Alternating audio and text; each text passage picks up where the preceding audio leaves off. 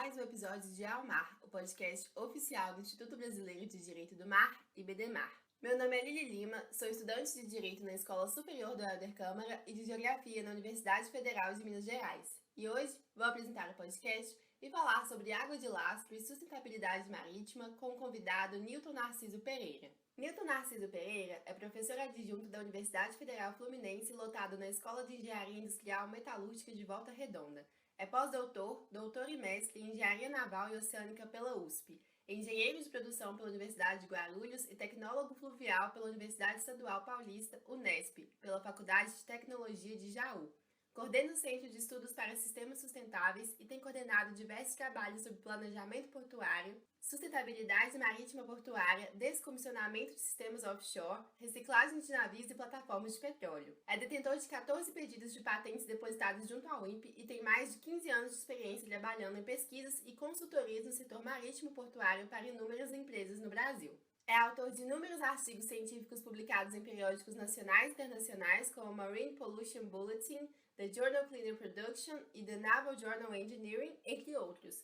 É membro da Sociedade Brasileira de Engenharia Naval, SOBENA, e autor e organizador do livro Portos e Terminais do Planejamento à Operação, lançado em dezembro de 2020 pela editora Conceito. Tudo bem, Dr. Nilton Pereira? Tudo bem, e você? Tudo ótimo. Agradeço a sua participação no 20º episódio do podcast Ao Mar. E antes de começar a falar sobre água de lastro e sustentabilidade marítima, gostaria que contasse um pouco para o público do Ao Mar sobre a sua trajetória. Quando surgiu o interesse pelo mar, especificamente pela engenharia naval e oceânica, e por que decidiu seguir nessa área? Bom, uma excelente pergunta que você me fez agora, Lili. Na verdade, o mar sempre me chamou muita atenção desde pequeno, né? E quando eu tomei a decisão de ir para a área naval e fluvial, na verdade, né, porque a minha formação é de tecnologia fluvial, né, pela Faculdade de Tecnologia de Jaú, em São Paulo, nós estávamos vislumbrando a possibilidade, né, de atuar no setor que tivesse uma relação direta com água, né? E olhando os rios, né, eu olhei um mapa do Brasil e vi como que a nossa rede hídrica fluvial era muito rica, né, e pouco utilizada, de certo modo, do ponto de vista do transporte. Aí aquilo me chamou muito a atenção, então eu tomei a decisão de fazer uma graduação que tivesse a ver com essa característica, né? Posteriormente, eu olhei para o mar e falei, nossa, se tem muita água nos rios, também tem muita água no mar, e aí as coisas elas foram acontecendo de modo que as pesquisas que eu comecei a atuar me levaram tanto para o setor fluvial quanto para o setor marítimo, né? E isso me chamou muita atenção das potencialidades que o mar e os rios podem nos trazer do ponto de vista econômico, social e ambiental. E toda a minha trajetória foi baseada nessa ideia de poder utilizar os recursos hídricos de uma maneira que a gente possa propiciar o desenvolvimento do país, né, como um todo. Obrigada por compartilhar a sua experiência com o público do Ao Mar. E cada convidado tem uma perspectiva sobre o mar, né? Muitas vezes ligada a experiências afetivas, acadêmicas ou culturais. Como faço essa questão para todos os entrevistados, não posso deixar de te perguntar. Para você, o que seria o mar?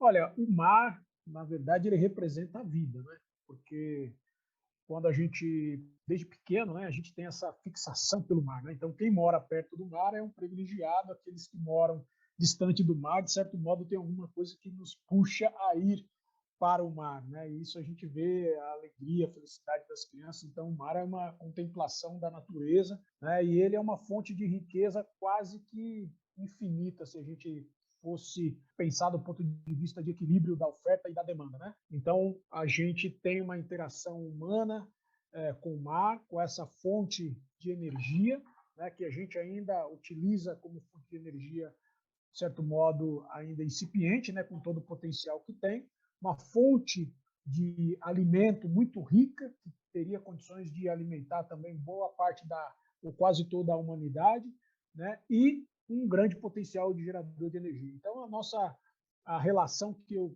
vislumbro assim, com o mar, com os rios, é uma relação de muito respeito, né, à própria natureza, e de admiração também pela sua beleza. Certo, vamos então começar a falar sobre água de lastro e sustentabilidade marítima. Eu acho interessante que sempre que você começa a responder alguma pergunta, você fala também do aspecto fluvial, que muitas vezes não é pensado na questão da água de lastro, né? E nesse sentido, nós já tivemos um episódio que conversamos sobre água de lastro com a comandante Cecília Trindade, e ela explicou um pouco pra gente. Mas como você atua diretamente na área de engenharia, acho que é bom eu perguntar, né? Por que os navios precisam de água de lastro e qual a relação com os recursos hídricos, né? Qual que é a definição de recursos hídricos? Porque para alguns dos nossos ouvintes, esse conceito também pode não estar muito claro. Então, por que os navios precisam de água de lastro?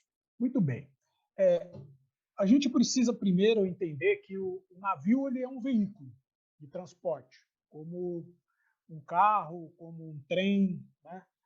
E esse veículo de transporte ele é projetado para operar numa condição que, de certo modo, no mundo ideal, era que ele tivesse sempre carga em todas as rotas que ele operasse, tanto na rota de ida quanto na rota de volta.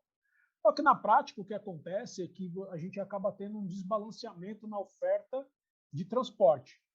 E como esse veículo, em geral, é projetado para que ele possa transportar carga, quando ele está sem carga, ele fica numa condição fora do ideal de projeto dele, ou seja, ele perde as suas condições de estabilidade, né? E isso faz com que esse navio fique instável. Ficando instável, ele corre o risco de que a gente chama de emborcar, que é virar, né? Adicionalmente, quando esse navio também está sem carga, o hélice tende a ficar fora d'água, bem como o leme. Então, a embarcação perde a sua condição de governo, ou seja, de se direcionar para a rota onde ela deseja ir, né? Isso causa também um outro problema do ponto de vista de segurança operacional, né? Então, o que se pensou como uma alternativa para mitigar esse problema da imersão do casco na água, né? O lastro, né? O que a gente chama, a gente lastreia a embarcação. Então, antes do casco de aço, a gente utilizava saco de areia, se utilizava pedra como elemento de lastro toda vez que a embarcação tivesse vazia. Mas a partir do momento que surge o casco de aço, então passou-se a utilizar a água como um elemento para lastrear a embarcação e promover que o casco ficasse imerso dentro da água toda vez que ela tivesse sem carga, né? Para garantir essas condições que eu falei, estabilidade e governo da embarcação. Se a gente parar para pensar do ponto de vista operacional, é muito mais fácil bombear água para dentro do navio e depois bombear água para fora do que ficar movimentando saco de areia ou ficar movimentando pesos excessivos, de modo que eu teria aí uma operação adicional para, além de colocar a carga, né, ter que remover esses pesos. Então, a água cumpre muito bem esse papel por ser um fluido. Então, os navios precisam basicamente de água de lastro em função disso, né? Quando a gente olha para o mar e quando a gente olha para os rios, né, então nós temos ali o elemento principal para o lastro do navio, que é a água. Então, a única diferença da água doce para a água salgada é a salinidade, né? E pensando do ponto de vista de recurso hídrico, por isso que eu chamei a atenção para a questão fluvial, porque os navios também utilizam-se de água doce para lastro. Então, eles lastreiam em rios, da mesma forma que eles lastreiam estuários e lastreiam no mar.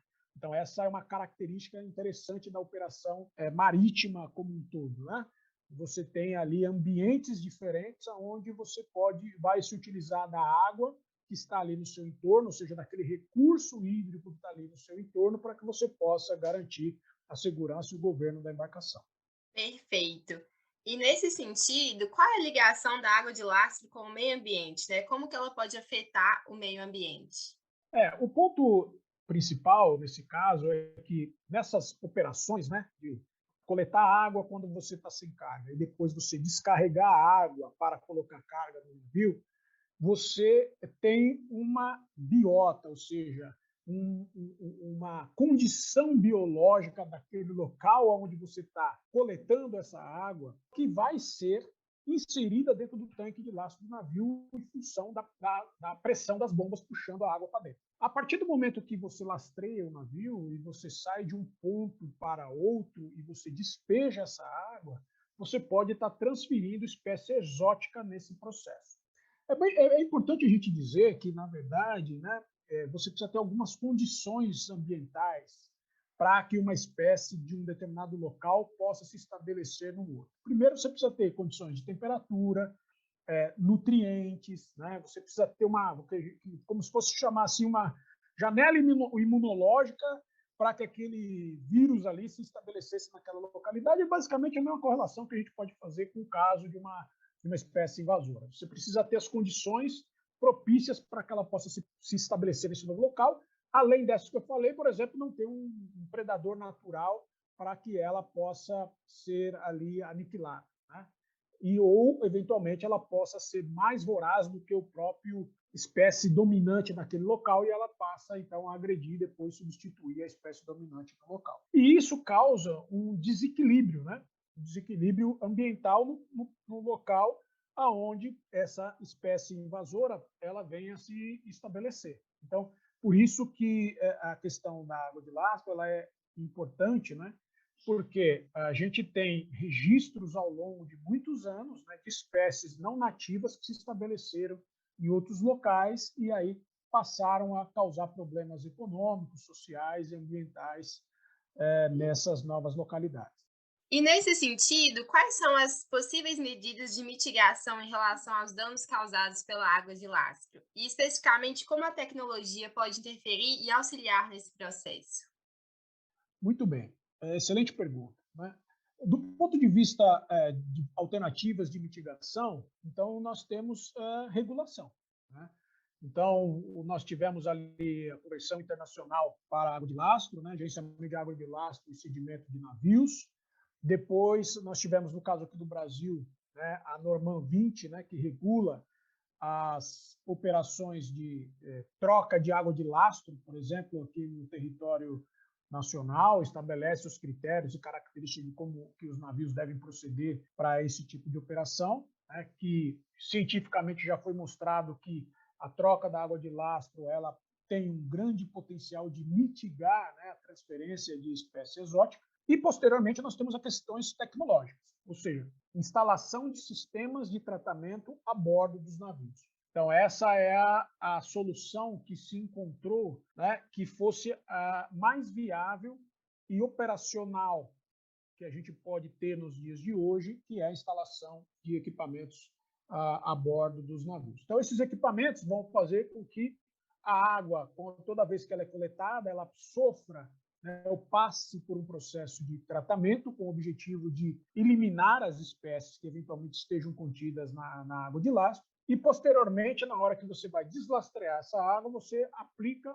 um tratamento também com a ideia de mitigar, né, ou reduzir a probabilidade de que haja ainda organismos vivos que possam eventualmente se estabelecer numa nova localidade. Então, basicamente, a tecnologia que nós temos hoje, que são várias, né?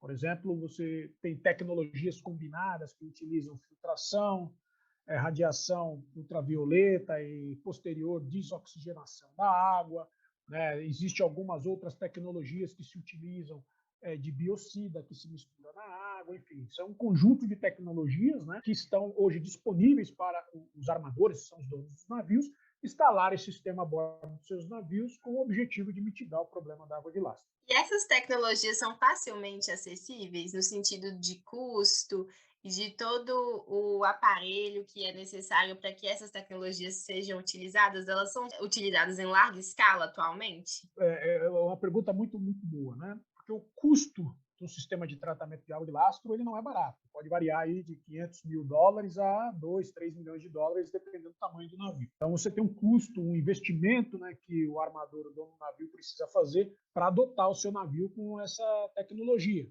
E isso também tem um impacto do ponto de vista de que você coloca uma tecnologia no navio, você tem a manutenção dessa tecnologia a bordo do navio, né? Então, todo ano você vai ter um custo de manutenção para manter ele operacional, né, certificado, funcionando de maneira correta, dando aí atendendo os critérios estabelecidos pela Organização Marítima Internacional ou por algum outro país que possa estabelecer regulamentos mais rigorosos até do que o regulamento da própria IMO. Tudo isso implica em investimento, em custo, né, em manutenção do sistema. Então, não é uma solução barata, né? Agora, existe a questão da própria prazo, né, que foi dado pela IMO, a partir do momento que a convenção entrou em vigor, então os navios tiveram aí, os armadores vão ter 5 anos para instalar esses sistemas a bordo dos navios, né? E no primeiro momento a gente observou que havia fila, né, de solicitações de equipamentos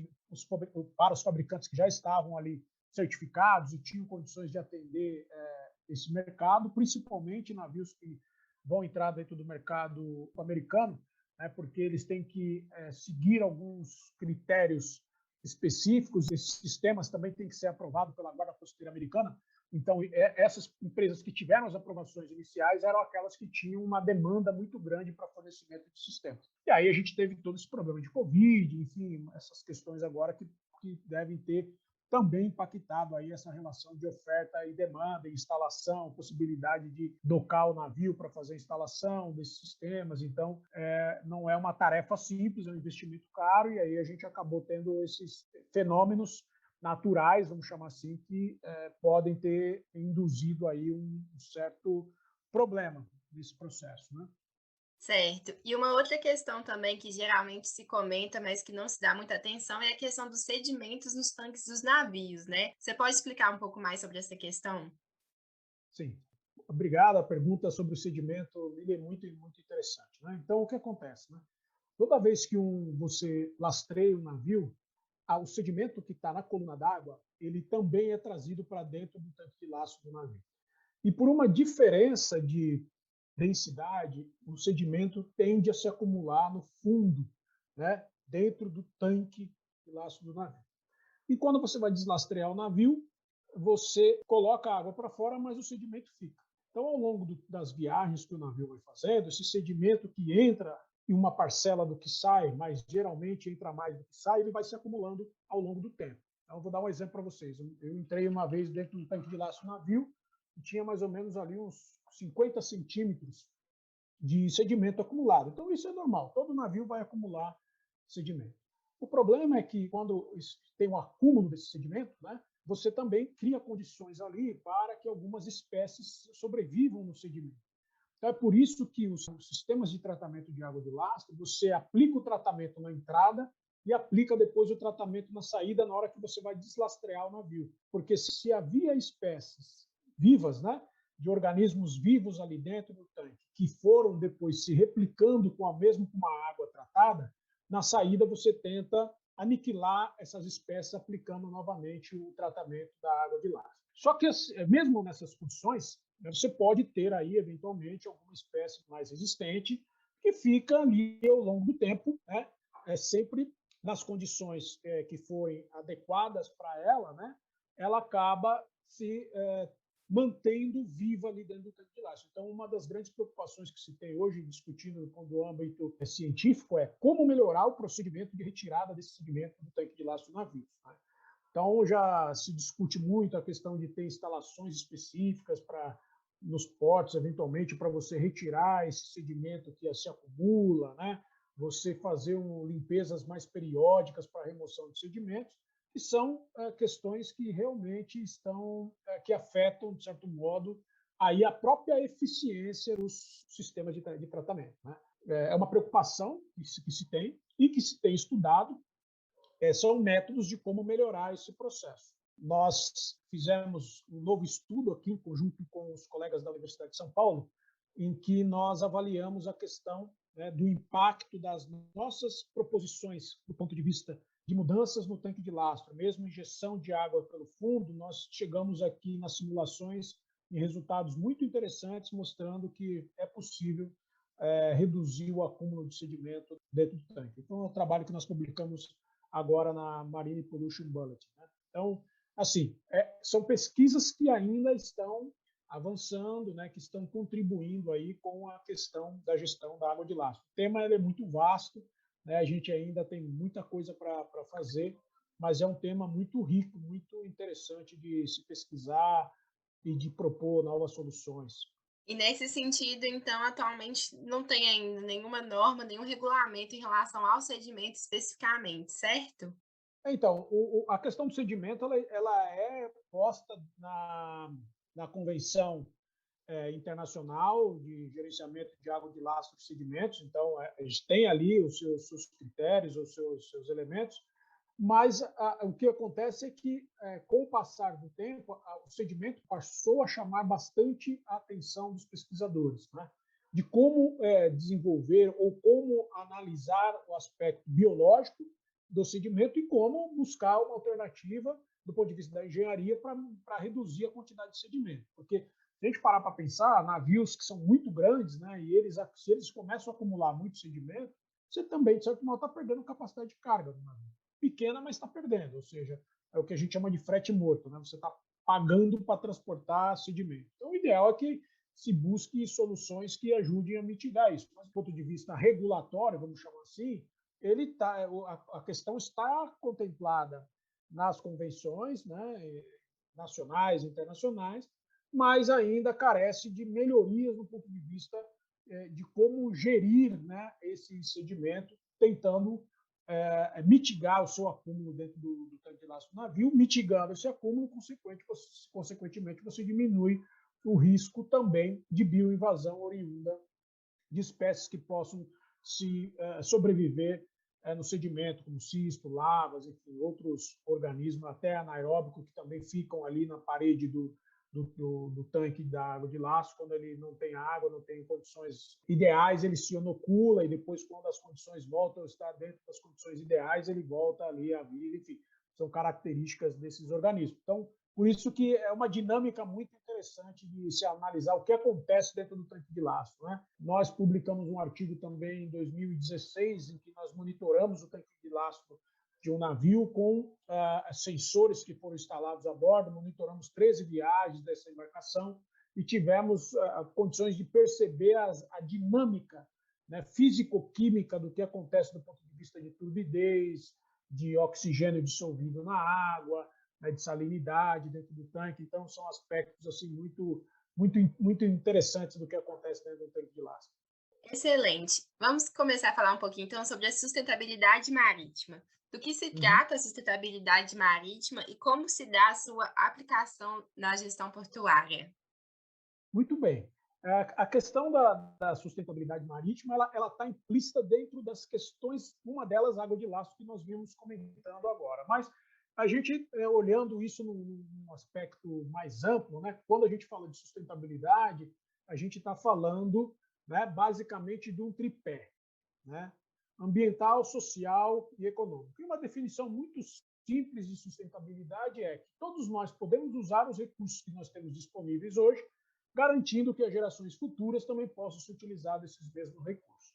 Então, para isso, a gente tem que olhar de uma maneira integrada, né, o uso dos recursos disponíveis, mas que a gente possa preservar esses recursos disponíveis para as próximas gerações. Então, vem a ideia do desenvolvimento sustentável, ou seja, que nós vamos, como país, como mundo, continuar crescendo, mas com uma ideia de que esse crescimento, né, garanta essa continuidade para as gerações futuras que aí vêm. E esse conceito também se virou para a questão do uso do mar, para a questão dos recursos hídricos, e aí então você tem esse contexto maior da sustentabilidade marítima. Então, a sustentabilidade marítima ela vai abarcar todos os aspectos que estão ligados, né, à questão do uso do mar e a questão do transporte marítimo. Então, em tentar identificar e mitigar todas as fontes de emissões oriundas das embarcações, e aí nós estamos falando de fontes de emissões de resíduos sólidos, resíduos líquidos, né? Nós estamos falando de fontes de emissões atmosféricas, né? Então, que são as emissões de gases de efeito estufa. Nós estamos falando de incrustações nos cascos, que também podem fazer com que haja transferência de espécies exóticas. Então, quando a gente olha o contexto da sustentabilidade marítima, nós estamos olhando todo o navio como um todo, tentando mitigar todas as fontes de emissão e tentando utilizar os recursos do mar de uma maneira mais sustentável para a geração de energia, né, para um convívio harmônico do homem com o mar. E quando a gente olha isso integrado ao navio no porto, aí entra um aspecto também da sustentabilidade portuária, ou seja, se eu tenho, né, o green ship, ou seja, o navio verde, que é o termo que a gente utiliza dentro desse conceito, agora eu também quero que o porto seja verde, né? Ou seja, que o porto também mitigue as suas emissões, que o porto possa reaproveitar a energia sempre que for possível, que o porto possa emitir cada vez menos ruído, que o porto passa também a estar integrado dentro desse conceito de sustentabilidade, né? E aí você vai tendo uma cadeia sustentável, né? Uma cadeia de transporte marítimo sustentável que envolve as pontas, que são os portos, os terminais portuários, e o veículo, que é o navio, que vai fazer com que se integre os terminais. Então, hoje, por exemplo, nós já temos aí novas resoluções que obrigaram os navios a utilizarem combustível com menor teor de enxofre, saindo de 3,5 para a entrada em vigor em 2020 para 0,5%. Né? Ou seja, nós temos aí combustíveis mais limpos. E temos também metas para serem alcançadas no setor para 2030 e 2050 para a redução de CO2, né, dos combustíveis na casa de 50% daquilo que a gente pratica nos dias de hoje, obrigando os navios a serem mais eficientes, né, usarem tecnologias que garantam, né, que ele vai consumir menos energia, que ele vai emitir menos, né? Então, tudo isso são, vamos chamar assim, de pressões para que a gente crie um ambiente do transporte marítimo, de certo modo, mais sustentável. Quando eu olho para os portos, né, a gente já vê, por exemplo, principalmente nos portos europeus, portos americanos, alguns portos asiáticos, né, que já se fornece energia em terra para o navio, com o objetivo de inibir que o navio, enquanto esteja atracado, ele utilize combustível diesel, ou seja, que as máquinas auxiliares do navio estejam desligadas durante a sua atracação. Para isso, se fornece energia de terra, que é um sistema que a gente chama shore power, né? Energia de terra para o navio. Então, o navio tem um plug e se conecta com um outro plug do terminal. Quando liga a chave, então a energia que o navio vai demandar a partir de agora, a energia elétrica para o serviço dele, que a gente chama de hotel, né? Que enquanto ele está atracado no berço, não vai ser mais a energia oriunda da queima do combustível fóssil, mas sim a energia que pode vir da rede ou a energia que pode vir de um sistema alternativo de geração de energia, né? Por exemplo, energia de ondas, corrente, maré, ou mesmo energia solar, ou energia eólica, ou conjunto de baterias que acumulam essa energia. Então, tudo isso, essa soma dessa gama de tecnologias hoje, vem tentar mitigar o problema principal, que é o alvo da Organização Marítima Internacional, que é a redução da emissão de CO2 em função dos gases de efeito estufa, né? Principalmente CO2. Além disso, além do CO2, a gente tem o óxido de nitrogênio, a gente tem aí também o enxofre, né? A gente tem material particulado, enfim, que são gases que acabam impactando em todo o entorno da área portuária, né? E a gente sabe que, no longo prazo, né, que vem acontecendo, né? Portos vão sendo engolidos pela cidade. Então, a cidade está cada vez mais próxima do porto. E isso acaba causando uma tensão, que é um conflito que a gente chama de conflito porto-cidade. Então, o porto, que é um grande elemento indutor de riqueza e renda na região onde ele está instalado, chega a um determinado momento que ele passa a ser um incômodo para a cidade. Então, os moradores que estão ali no entorno já não querem mais aquele porto ali fazendo um ruído, navio entrando, navio saindo, né? O fluxo de caminhões ou outros veículos que vão chegar até o porto, fumaça, cheiro, enfim, como um todo. Então, a gente tem o conflito porto-cidade. Uma forma de mitigar esse conflito na relação porto-cidade é criando mecanismos, né, para fazer com que aquele ambiente fique um ambiente mais amigável. E essas soluções tecnológicas, algumas delas que nós dissemos agora, que elas vêm de encontro para atender, né, o critério da sustentabilidade portuária ou a sustentabilidade marítima, de certo modo, elas também mitigam o conflito porto-cidade. Então, são relações que são interligadas, né, mas que têm aí a questão, né, de garantir para gerações futuras as mesmas condições que nós temos hoje, mitigar os conflitos, né, esses conflitos da relação porto-cidade, que não é uma coisa só do Brasil, é do mundo inteiro, né, principalmente nos lugares onde o porto é muito lindeiro com a cidade, né, muito próximo ali com a cidade. Muito interessante, porque isso acaba afetando um dos elos, né, desse tripé da sustentabilidade, que é o elo social, nessa questão do conflito porto-cidade. E aí, nesse sentido, eu gostaria de perguntar como que se dá a participação da sociedade, né? Porque acho que o tema dos portos, o tema da água de lastro, em geral, todas as questões marítimas parecem ainda estar longe de uma grande preocupação assim da sociedade, até mesmo levando em conta os problemas contemporâneos que a gente encontra. Mas de que forma você enxerga esse tripé social nesse contexto da sustentabilidade marítima? A sua pergunta, eu até respondi ela num livro que eu organizei e também sou autor de alguns capítulos que chama Portos e Terminais do Planejamento da Operação. Né? Esse livro a gente escreveu aqui, são 11 autores, né, que escreveram vários capítulos, e o capítulo Relação Porto-Cidade eu escrevi justamente olhando, né, essa questão de como nós podemos criar um ambiente portuário saudável, né, que a sociedade, nesse caso, né, que é o aspecto social, perceba o valor que o porto tem. Né? Então, se nós pensarmos da seguinte forma, quem veio primeiro, o ovo ou a galinha? Não existe consenso científico sobre isso. Mas se eu perguntar quem veio primeiro, o porto ou a cidade, primeiro veio o porto, depois veio a cidade. Historicamente, né? A gente vai ver isso. Então, Adam Smith já falava em 1776, no seu livro A Riqueza das Nações, que todas as cidades que são lindeiras ao mar ou que têm costas com o mar são cidades que tendem a ser prósperas, porque elas estão abertas ao comércio internacional.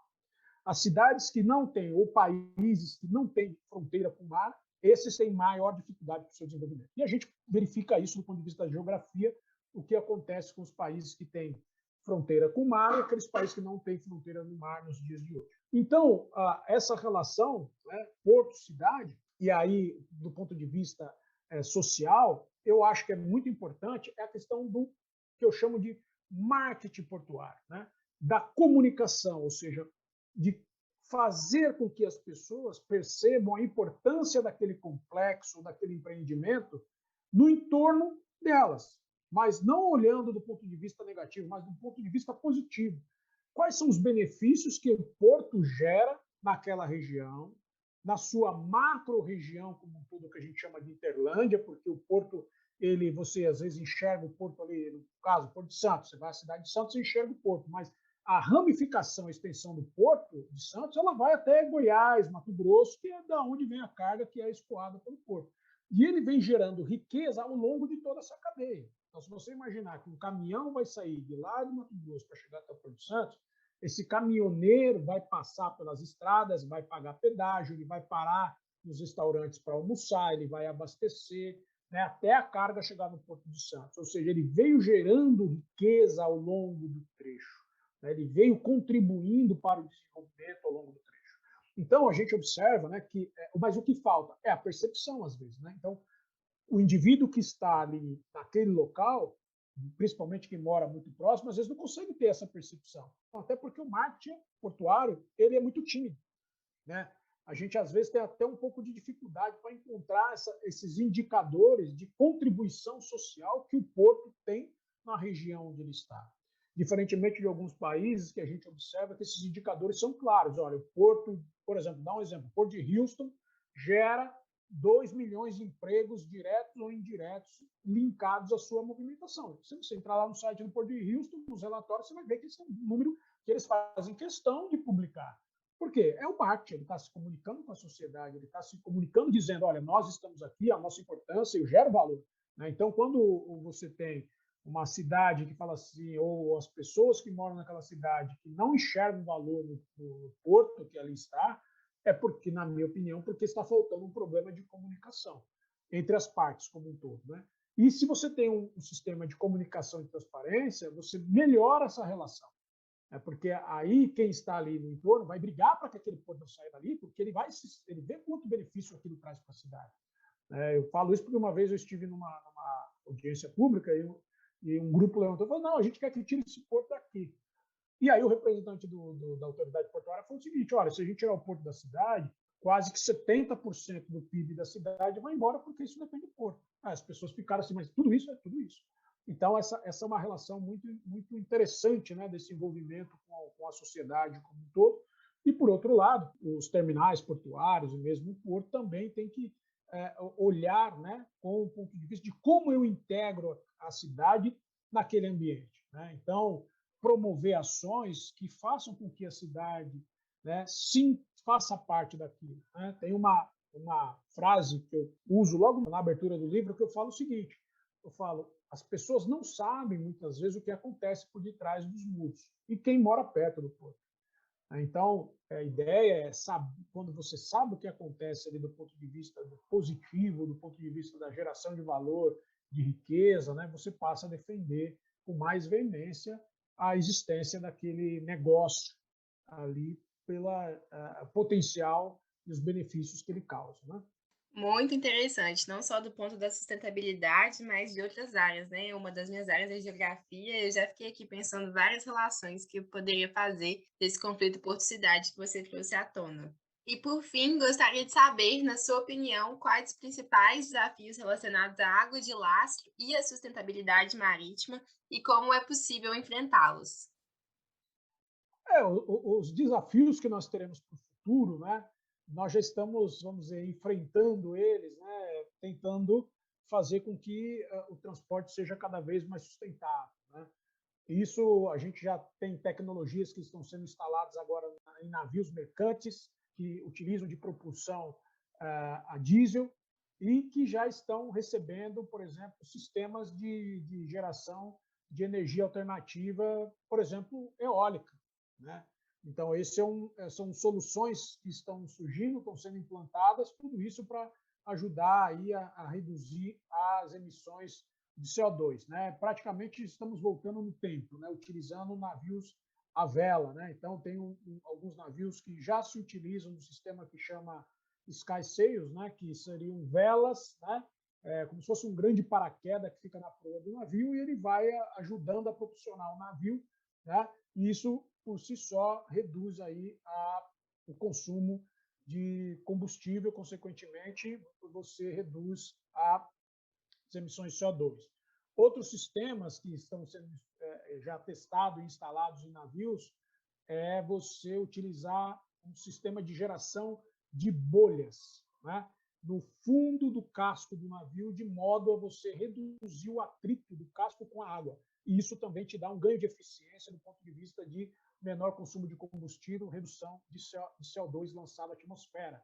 Quando a gente olha do ponto de vista da água de lastro, tem um conceito que eu tive no Japão em 2013, acompanhando um estudo, né, que é o sistema que chama ballast free, né, que a água entra por um lado e sai pelo outro. Né, entra pela proa e sai pela popa, de modo que ela praticamente vai sendo trocada durante a viagem naturalmente. Então, o navio não acumula água de lastro. Né? Nós vamos ter aí um navio, que é um navio autônomo, que vai ser dotado desse sistema, que vai operar na Europa, de modo que você evite a troca da água de lastro no meio convencional, como a gente conhece, coloca a água dentro do tanque, depois tira, aplica tratamento, não. Então a água vai entrar praticamente, vai sair ao longo da viagem do navio, tendendo a ter a água natural. Né? Do ponto de vista ainda da redução de emissões, né, nós já temos aí os navios movidos a gás natural liquefeito, né, como soluções alternativas, né, que se juntam com o combustível convencional, que é o combustível a diesel, tudo isso para tentar reduzir a emissão de CO2 e novos combustíveis que estão sendo discutidos, por exemplo, como amônia, metanol, né, para tentar mitigar a questão do CO2. Então, hoje, o foco está muito na questão, principalmente, dos gases de efeito estufa, mas não esquecendo de todos esses outros aspectos aqui que a gente discutiu, aspectos de bioincrustação, aspectos ligados à água de lastro, né, a lançamento de esgoto, lançamento de resíduos sólidos, né, coleta de resíduos sólidos em portos, resto de carga, lavagem de tanques, enfim, tudo isso, né? Tudo isso está sendo pensado para que a gente possa ter um ambiente marítimo mais sustentável. E assim é bom que a gente esteja com essa preocupação, porque vai ser bom para todos nós. Né? No futuro, são desafios que nós temos a implementação dessas tecnologias no curto prazo, né? Mas que vão trazer resultados aí muito bons no futuro. Com certeza. Hoje nós conversamos sobre a água de lastro e sobre a sustentabilidade marítima, sobre a importância da tecnologia, das medidas de mitigação dos danos causados pela água de lastro, a importância de se discutir a questão dos sedimentos e também do impacto da água de lastro nas águas pluviais e da dimensão social no tema, principalmente no que tange à sustentabilidade de portos e de navios. Muito obrigada, Dr. Newton Narciso Pereira, foi uma honra tê-lo conosco.